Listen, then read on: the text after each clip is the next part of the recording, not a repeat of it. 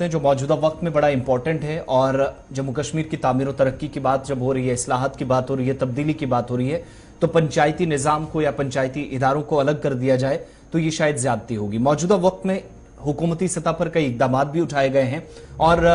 पिछली बार भी पंचायतों को लेकर सरकार की जानिब से नए सिरे से कवायद और ज़वाबित और रहनुमा खतूत जारी करके तब्दीलियां लाने की बात हुई और फिर से नए अहकामात सादिर किए गए हैं। इस बार सरकार की तरफ से पंचायतों के लिए जो हुक्मनामा जारी किया गया है उसमें सरकार की या मरकजी मुआवनत वाली जो स्कीमें हैं उनका जिक्र किया गया है। सालाना जो फंड्स का इस्तेमाल होता है उस पर और खुद विद इन पंचायत जिन वसाइल का इस्तेमाल करने पर ज्यादा तवज्जो सरकारी सतह पर मरकूज की जा रही है, उस ताल्लुक से आज के वक्त में क्या गुंजाइश है, क्या करने की जरूरत है, उस पर जोर दिया जा रहा। और आपको याद होगा कि सरकार ने इस बात को यकीनी बनाने पर 3 माह कबल जोर दिया था कि पंचायतों के अंदर अपनी जो रिसोर्सेज हैं, अपने वसाइल हैं, उनका इस्तेमाल करके खुद वो मकामी सतह पर तामीर और तरक्की के लिए इस्तेमाल किया जाएगा, जिस पर अवामी नुमाइंदों ने बरहमी का भी इजहार किया। इस सिलसिले में एक ताजा और ये जो हुक्मनामा आपकी स्क्रीन पर है वो जारी किया गया है। मजीद फंड्स के इस्तेमाल के हवाले से बातें की गई हैं और साथ ही साथ पंचायतों के जो इख्तियारात हैं, कहां पर क्या करने की जरूरत है, तब्दीली या फिर इसके अलावा जो अकाउंट्स हैं उनको कैसे डबल एंट्री सिस्टम के तहत आज के वक्त में मेंटेन किया जा सकता है हर स्कीम के लिए जो मरकज की जानिब से शुरू की गई है। इस ताल्लुक से मजीद गुफ्तगू करेंगे। हमारे साथ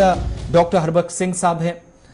डीडीसी मेंबर हैं और जब बात अवामी नुमाइंदों की हो रही है तो बेहतर तरीके से इस हुक्मनामे की वजाहत भी कर सकते हैं। बहुत शुक्रिया वक्त देने के लिए डॉक्टर हरबख्श सिंह साहब। क्या कुछ ऑर्डर में क्लियरली मेंशन किया गया है कि हर स्कीम डबल एंट्री स्कीम के तहत होना चाहिए, कैसे फंड्स को मेंटेन करना है, कैसे यूटिलाइजेशन सालाना फंड्स का होगा? नए ऑर्डर में क्या चीजें हैं, क्या नई चीजें हैं इसमें?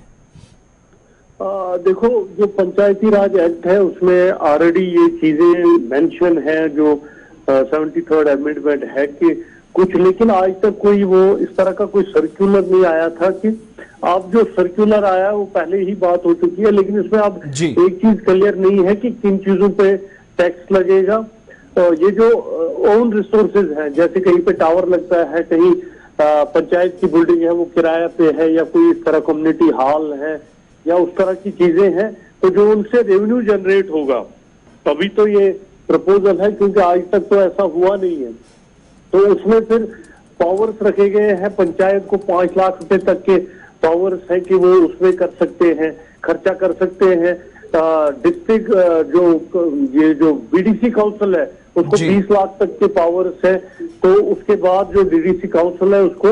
1 करोड़ से ऊपर के पावर्स है। तो लेकिन मामला ये है कि इसमें जब तक रेवेन्यू जनरेट होगा, जैसे पंचायतों का 5% जो है वो बीडीसी काउंसिल को जाएगा और जो 20% है वो डीडीसी काउंसिल को जाएगा। तो अभी ये नया प्रोसेस है, अभी इसमें तो जो हमने अपनी पंचायत लेवल पे या बीडीसी या डीडीसी लेवल पे कोई अभी तक की ऐसी कोई रेवेन्यू जनरेशन ज्यादा नहीं है। टावर्स वगैरह के जो किराए के पैसे पड़े हैं वो आज तक है अकाउंटों में, लेकिन वो खर्च नहीं हुआ। तो इसमें आप नए अकाउंट जो है पंचायत लेवल पे खुलेंगे, तो इसमें वही ये नया ऑर्डर है। तो लेकिन सबसे बड़ी बात है कि इसमें कोई क्लियरिटी नहीं है कि किस तरह का टैक्स या कितनी परसेंटेज लगेगी, या आप किस किस चीज पे जो है वो इम्प्लीमेंट पंचायत कर सकती है, या पंचायत के अपने पावर्स हैं रेजोल्यूशन ला के वो करने की।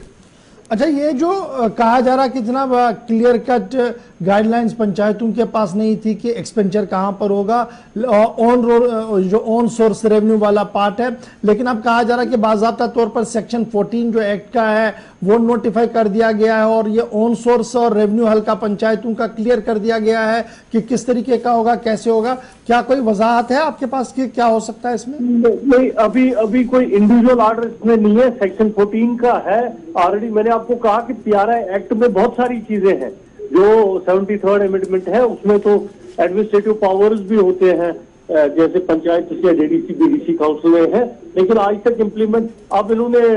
ऑर्डर निकाला है तो लेट अस होप कि आगे जो नया जिस तरह का डॉक्टर साहब ये जो कहा जा रहा है कि ना डबल एंट्री सिस्टम होगा जी, डायरेक्ट किया गया पंचायत को मेंटेन करे accounts on double entry system. वो पंचायत का जैसे पंचायत सेक्रेटरी और सरपंच होता है कि उनका एक अकाउंट रहेगा जिसमें ये सारा जमा होगा, और वहीं से 5% जो है वो बीडीसी काउंसिल को जाएगा, बीडीसी चेयरमैन के अकाउंट काउंसिल को जाएगा, और 20% इसका जो रेवेन्यू जनरेशन है डीडीसी काउंसिल को जाएगा। चलिए, बहुत शुक्रिया जी। डॉक्टर हरबंस सिंह साहब, मेंबर डीडीसी त्राल से बता रहे थे कि कल का हुक्मनामा किस तरीके का है और इससे क्या कुछ इतलाक हो सकता है, लेकिन